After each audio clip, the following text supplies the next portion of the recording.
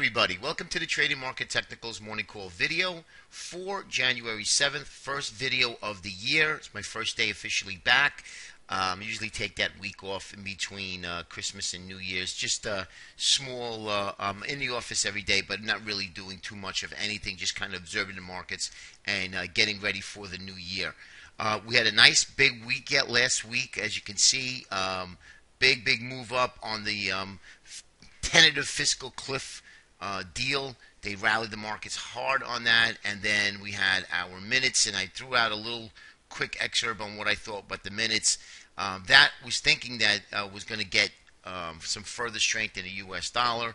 That really didn't happen. I mean, we did get a big move in the dollar, but really didn't. Nothing happened other than the fact that the markets continued to rally, and that was because non-farm payrolls came out okay, but not as excitingly as we thought it would be, right? So the stronger the non-farm payrolls, the more market participants, traders would say, well, if the market really is heating up and improving, they're going to probably end their asset purchasing program like they said they were thinking about probably sometime in the second quarter, latter part of the 2013. So that did not happen. That fueled additional gains on Friday. If you look at it across the board, we had Dow Jones up 3.8%, the lagger of the four. We had Russell up 5.65%.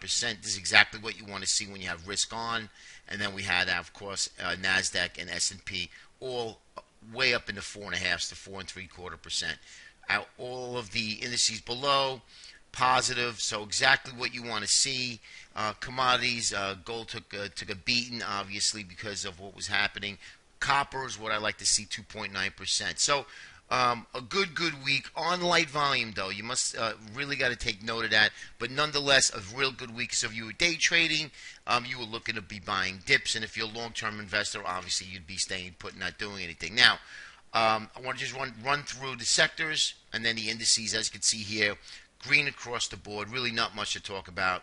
Conglomerates, financial services, basic materials up big, healthcare even up big, and technology up 2.8%. Run to the indices, just to run down, as you can see here, Russell still the big leader here in this, in out of all of the sectors here. Now, so out of the three big weeks, in the short term, we are really getting overboard here. And again, overboard is not a sell signal to start shorting the market, but I would expect probably a 1 to 3 or 4 day pullback from what I gathered through our analysis over the weekend, and I'm going to show that to you right now. So let's take a look at the NASI. And as you can see here, our NASDAQ Summation Index, we have it plotted with the composite. And we are getting into this area again, guys. We can continue to go higher, so please do. This is not a call to continue to short the market. We have to make our high, maybe a capitulatory high. If not, a reversal candle with a confirmation candle breaking that low the following day. So there's still a little bit of work to do. Now, if you're day trading, it's a different story. But if you are swing trading and looking to put on a swing short, I would definitely advise that. But anyway, I just want to show you where we are here. And again, we are getting a little oversold. And this is where we are, overbought. And as you can see here, we still got a little bit of room to run. But every time when we get into this area, we get a little bit of a pullback here. We had this real large pullback. And we're getting really close. So let's keep an eye on what's happening with the NASI. Now, our NASDAQ recorded high percent. We're way up at these levels. Okay, we had that one dip. Remember, I said, dude, we usually get that little pullback 3 weeks or so. Well, so far we haven't got it, but we are now really stretched up into this area. So I would expect a pullback anytime soon, anywhere today, tomorrow, at least a 1 to 3 day pullback. To take a look at our New York Stock Exchange Summation Index, 5/3 stochastics overlay for the weekly. Looks like this is starting to turn. Hasn't done so yet. Let me just open that up for you. But as you can see here, a down day today would produce a sell signal for the week. And as you can see, it's been pretty good picking bottoms and tops here. So well, I'm going to watch this today, see if this thing goes on a sell signal. But more than likely, it will go on a sell signal today. Take a look at the S&P if the market does go lower. The S&P 50 stocks above the 50-day moving average. And as you can see here, we are in lofty territory. And as up in here, if you take a look here, We started to roll. Here's the S&P again, starting to roll again. So now we're way, way above this area. Okay, take a look at that. And then you can see stocks above the 200-day. Look at this. We're screaming to the top here. So all of our indicators in the short term are pointing for a pullback, at least a 1 to 3 day pullback. Okay. Now, what I'd like to show you is also the VIX. VIX is at the bottom of this range here, below in this area here, really, really low. I would expect that the VIX start to wake up again and really start to pick up some steam, at least get back up into this area in here. Okay, not that I'm saying the market's going to crash by any means at all. As long as you have the Fed behind the market supporting it, that's exactly why I keep telling people that want to short the market. There's no reason to fight it. Now, again, if you're shorting individual stocks with relative weakness to the market, downgrade and earnings, bad news coming out of a stock, totally acceptable. But when you're looking to just short the market, you can't do that. I do see real low volatility. That means we have extreme complacency. That means that the markets could be looking for some sort of a pullback. Again, I wouldn't see anything to get worried about right now. We'd have to manage how the pullback, how it occurs, light volume, what have you. But that's something that we want to take a look at. And with extreme low volatility, this could even be a good volatility play by buying VIX calls for at least a dead cat bounce. Next, take a look at copper. Now, copper here is really telling us what's happening. We have a daily shot of copper. Let me just open this up a little bit. And as you can see here, we're right into this symmetrical triangle that we did break, and then we failed, and now we're back right underneath it again. Now, but you take a look at the weekly chart of copper, and let me open this up again. You can see we've been in this large symmetrical triangle. If this thing closes on a weekly basis above this 384 area, then I think you're going to have a shot of a larger move higher, which will definitely pull the markets higher, guys. Okay, a lot of people keep fighting that, saying, "Oh, you know, this market is held on a house of cards with the Fed." Regardless, whatever it is, and that's what we trade. We trade what we see, and we trade the trend. So right now, the market is continuing to push higher, and even though it's based on what the Fed has been doing for the last 3 years, all bets are off that I would be looking to be short, continually shorting the market. Now, I short every day, but I'm looking for relative weakness. If I feel like I missed the market. So if the market has gapped up extremely, I'm not looking to be buying anything at those levels, especially if the market's up 2 or 3 days. So there's copper for you. Now, there's copper looking really bullish. Let's take a look at our NYMO, our trusty NYMO. We are now getting into overbought territory. Okay, so what I'd like to see, I would love to see another day, one more day, a gap up, push up into this nosebleed area, and then that would be my cue to look to be shorting the market for a swing trade. But right now we're still 55.86. We still are we're in the overbought territory, but we can continue to move higher. It doesn't mean that we're really up in these nosebleed areas, but let's keep an eye on this because this is a high reading already as it is. Now I want to show you the U.S. dollar, and the U.S. dollar excuse me, guys. The U.S. dollar is pointing, as you can see here. We did have that nice move higher because of what the FOMC minutes had said, right? And we did have a little bit of a push high. We're back into this 80 territory. Remember, the inverse correlated relationship that has been for the last couple of years, that can change. If the economy does improve and the economy is chugging along, and once the Fed stops putting money in, yeah, you're going to have a little. The first consequences will be the markets will pull back, but you will have the correlation together again that equity markets up, U.S. dollar up as well. So that hasn't happened. That will take some time, but just remember, right now it's still inversely correlated. But so we do want to see if this dollar does break higher and start catching a bid.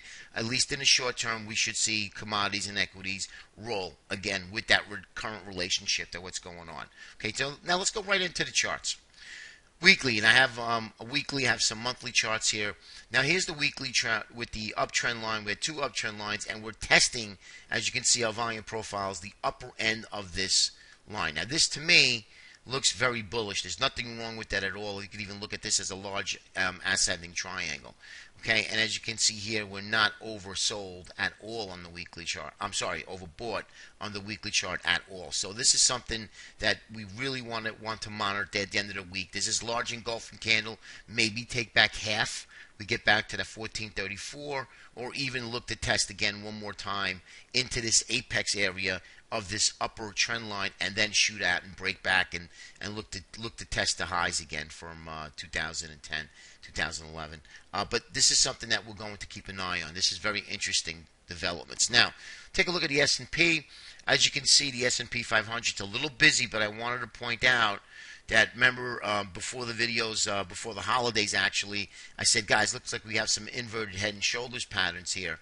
And I left them exactly the way they were, and we're coming into this resistance band. And now we're back into this resistance band. As you see, the CCI, I said that we are rallying, but it's not as strong as it was here, and keeping back above the 100.